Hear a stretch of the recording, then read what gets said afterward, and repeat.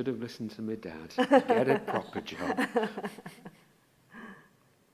I mean, I think that was a bit of a shock to my poor old dad, bless him, you know, when you told him you're going to be a fashion designer. He said, oh my God, he's gay. Oh God, what are we going to do? What are we going to do? Well, Dad, if I don't get in on the fashion course, they might sort of accept me on the knitwear course. Shit, that's even worse. Knitting, because obviously his idea of knitwear was his mum's knitting socks and things for him. And he's an engineer, so... Yeah, he was like, yeah. I mean, he did it the proper way, went to night school, proper job, you know, the right procedure, which is great, and I'm not knocking it, but obviously just wasn't for me. My parents are the same. Yeah. Yeah, the same. That's from the Asian slant. Yeah, the Asian slant. My parents wanted me to be a doctor or an accountant, you know, so when I said they wanted to do, you know, fashion, no, you know, because my granddad was a tailor in India as well, and they saw all the hard work, and so they didn't want me going down that route. But they're really proud of what we do, so it's good. Still tell us off, but really proud. Yeah. Every person, they don't like their body. Anybody that walks in here, oh, nothing fits me. I don't fit into anything in the shops, and we hear that all the time. But that's how it is out there, because you're trying to fit the garments out there. You could have a size 10 person and a size 10 outfit. It will fit everybody different, and that's how it is.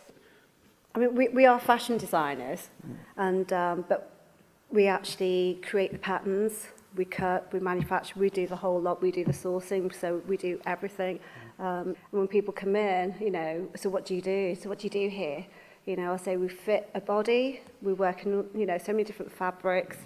So it depends what the client wants, and that's, you know, so it's fitting a body and picky fabric. I think fitting the body is the sort of nearest thing to saying what we do really. I mean, we had somebody come in the other week who actually came in the door and said, oh, what do you exactly do in here? And I said, mend washing machines. And they went, oh, and turned round and walked out. Even though it's, yeah. And there's just clothes hanging everywhere. It's like, what? What do you actually do in here?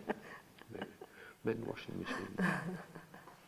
I think we like people to come in and actually feel inspired for them to actually design for themselves and be able to wear what they'd really like to wear, where they couldn't actually find it on the high street, or they wouldn't even be able to find it online. You know, who do you go to? It doesn't exist. I mean, years ago, bespoke clothing, you know, that's what people did. People had machinery at home. There's a lot of manufacturing, obviously, at that point as well, in the UK.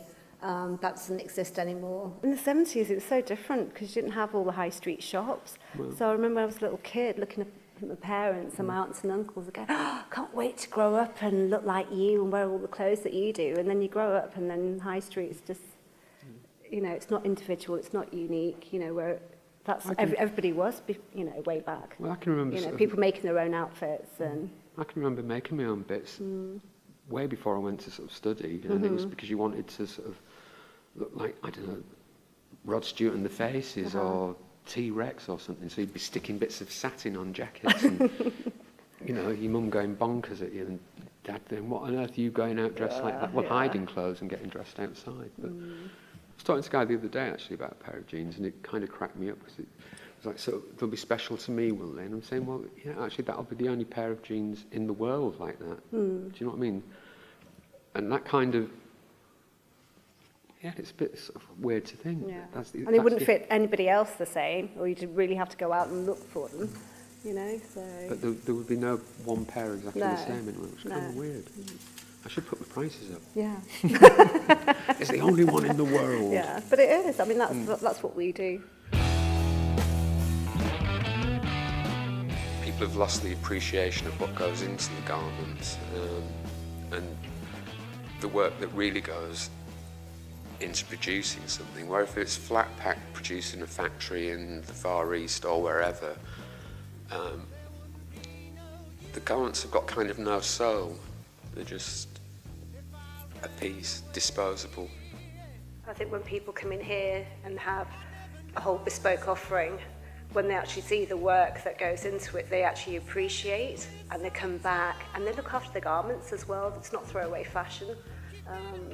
It's timeless. And what we're about is not really about fashion.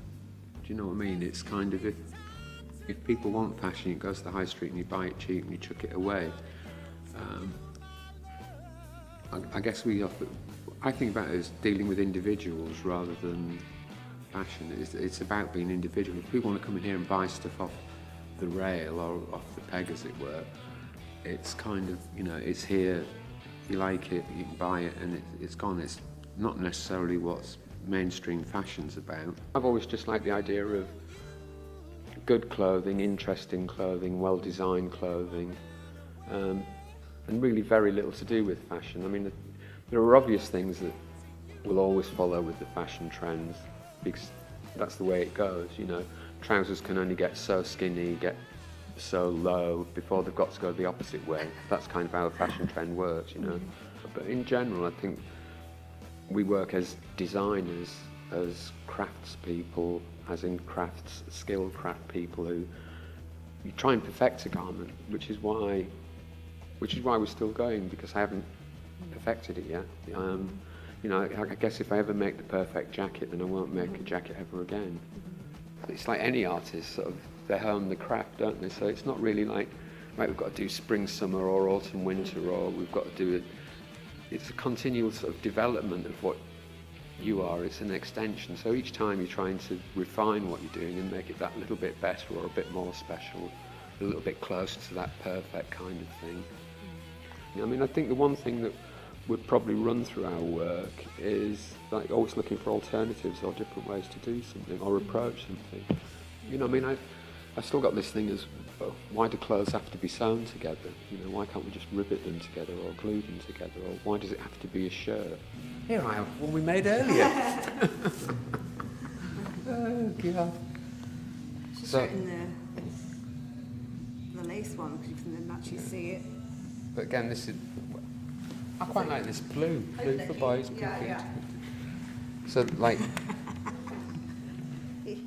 although the shirt has two sleeves, it is one continuous piece of fabric from this cuff to that cuff. Kind of twists around the arm, over the back of the shoulders, down to the other cuff. And I've never still figured out why we call them sleeves on a shirt but legs on a trouser. Why don't we call them arms on a shirt?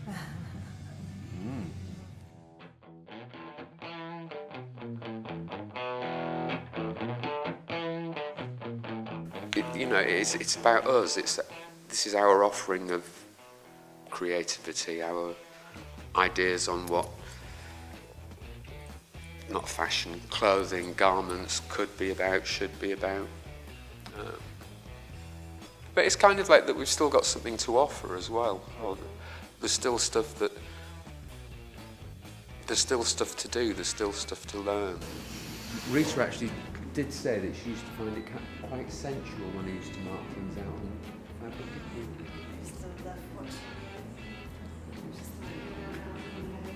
What's your biggest turn on? It's chalk, baby.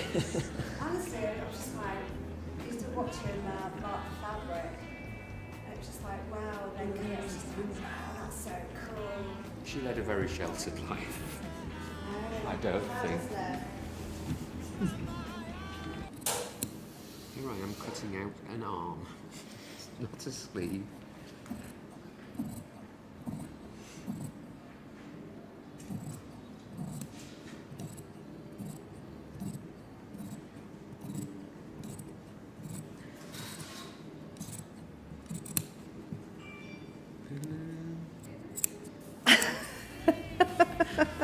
Oh, yeah. Why are we doing this? The stupid thing is, I couldn't actually have a 9 to 5 job and be sitting at a desk and just designing. That would just break me. I couldn't do it. I need to interact with loads of different people. I need to probably be as mental as I am. I love people. I think that's what it is. And I'm not stuck with the same people every day. I do meet loads of different people, so you're constantly, inspired and I think that would just bore me if you were just with the same people every day. I like people. I like getting out and meeting people and what are you about? What makes you tick? And maybe I'm nosy, I don't know. I'm nosy. It's kind of like I actually still like coming into work. I haven't yet woken up on the morning and thought, oh shit, I don't want to go in today. It's kind of like, because there's always something to do and you know, always something new to try or something different. So as long as it stays like that, I guess we'll keep doing it. And I've got a pension, so like, what else am I going to do?